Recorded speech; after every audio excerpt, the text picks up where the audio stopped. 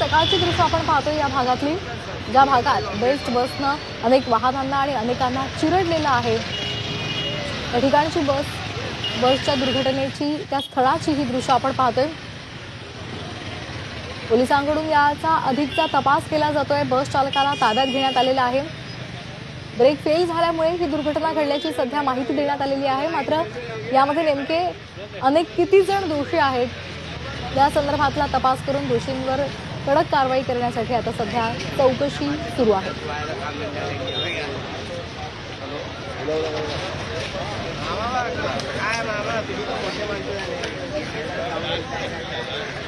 कुर्ला स्थानकातून ही बस अंधेरीकडे जात होती आणि त्यावेळेला मार्केटमध्ये ही ब्रेक फेल झालेली बस धडकली। मार्केटमध्ये साहजिकच गर्दी असते आणि त्यामुळे या ठिकाणी अनेकांची गर्दी असल्यामुळे यात अनेक जण जखमी झालेले आहेत। 30 ते 35 जण जखमी झाल्याची माहिती मिळते।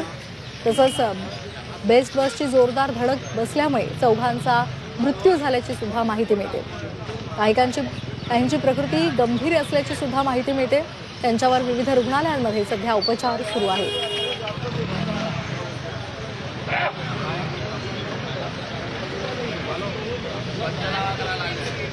तर अपघातानंतर आदित्य ठाकरे यांनी दुःख व्यक्त केलेलं आहे आणि त्यांनी अपघाताच्या प्रकरणाची संपूर्ण चौकशी व्हावी अशी मागणी केलेली आहे।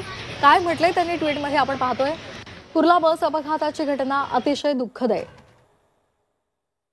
जखमींना वेळेत उपचार मिळावेत। त्यांच्या प्रकृतीमध्ये लवकरात लवकर सुधारणा व्हावी हेच ईश्वर चरणी प्रार्थना। मृतांना भावपूर्ण श्रद्धांजली।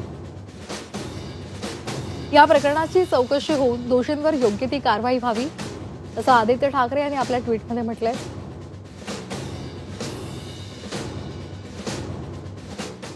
ही दोन दृश्य पाहतोय। सकाळची दृश्य सुद्धा आपण पहिल्या विंडोमध्ये पाहतोय। ज्या ठिकाणी अपघात झाला होता त्या ठिकाणी आता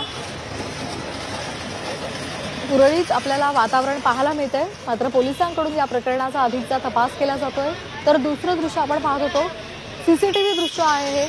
बसने जेव्हा भरधाव धडक दिली त्यावेळेचं दृश्य आपण पाहतोय। यात एक व्यक्ती थोडक्यात बचावल्याचं सुद्धा आपण पाहतोय।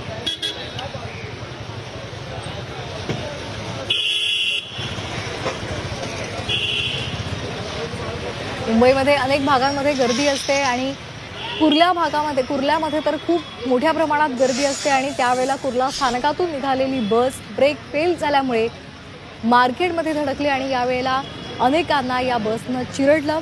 यामध्ये 30 ते 35 जखमी असल्याची माहिती मिळते।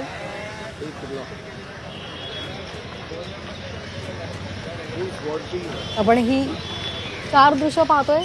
सकाळचं दृश्य पहिल्या विंडोमध्ये आपण पाहतोय। तर उर्वरित विंडोमध्ये आपण ज्या वाहनांना धडक दिलेली आहे बसनं त्या वाहनांचं कसं नुकसान झालेलं आहे ते पाहतोय।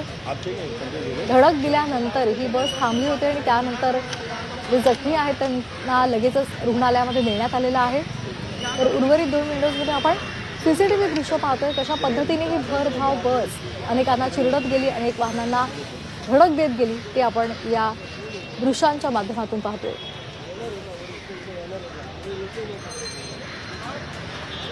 30 ते 35 जण यामध्ये जखमी झालेले आहेत आणि त्यांच्यावर सध्या उपचार सुरू आहेत। दरम्यान ही बसची दुर्घटना नेमकी कशी घडली, खरंच ब्रेक फेल झाला होता का आणि या तांत्रिक अडचणीकडे बेस्ट प्रशासनानं कसं दुर्लक्ष केलं, यामध्ये कोण दोषी आहेत याचा संपूर्ण तपास आता केला जातोय। आदित्य ठाकरे यांनी सुद्धा या प्रकरणाची चौकशी व्हावी अशी मागणी केलेली आहे आणि दोषींवर कडक कारवाई व्हावी अशी मागणी केलेली आहे।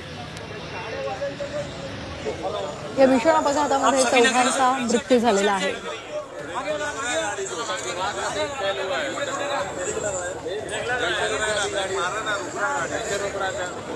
सकाळची वेळ आहे आणि तरी सुद्धा या परिसरांमध्ये आपण पाहतोय की कशा पद्धतीने गर्दी आहे। लहान मुलं शाळेमध्ये जात आहेत, तसंच वाहनं सुद्धा आपल्याला इथे पाहायला मिळत आहेत। काल याच ठिकाणी रात्री 9:15 वाजता बेस्ट बसनं अनेकांना चिरडलेलं होतं आणि यामध्ये चौघांचा मृत्यू सुद्धा झालेला आहे। सकाळी जरी आपल्याला सुरळीत दृश्य दिसत असलं तरी रात्री 9:15 वाजता याच ठिकाणी मोठा कल्लोळ माजलेला होता, कारण बेस्ट बसनं अनेकांना धडक दिलेली आहे. 30-35 जण जखमी आहेत, त्यातले काही जण गंभीर जखमी असल्याची सुद्धा माहिती मिळते आणि त्यामुळे मृतांचा आकडा वाढू शकतो अशी भीती सुद्धा व्यक्त केली जाते.